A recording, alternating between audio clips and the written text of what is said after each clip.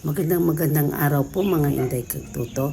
At ang routine po ng isang magulang sa pagising sa umaga ay ganito na po ang ating mga sitwasyon. Naglilinis ng ating bahay. Kaya ang labahan na yan ay inilabas ko na rin po kasi ilang araw na din po na umuulan ng malakas. Kaya ngayon lang po ay uminit. Kaya at saka habang po tayo naglilinis ay nagbabantay din po ako ng tindahan. At maraming gawain sa loob ng bahay, naglinis, naglaba. At syempre, bilang tayo mga nanay, pisang pagod na po tayo, ay tuloy pa rin ang gawain natin, no?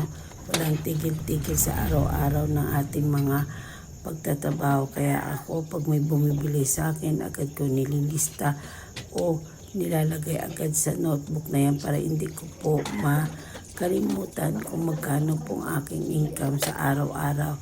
At pagkatapos po, pag wala nang bumibili, sa loob na rin din po ako ng bahay, naglinis at nagmamap at naglalagay ng mga carpet dahil nga po tayo po ay matanda na po ako. Minsan sumasakit na ang mga arthritis natin.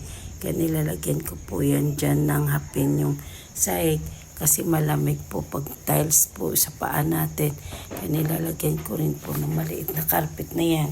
Kaya mga Inday Kagtuto, salamat po sa pagpanonood nyo po ng lagi ng video ko at sa susunod pa po at mag-comment po kayo kung taga saan po kayo para malalaman ko po kung hanggang saan na makakaya ng aking video na to.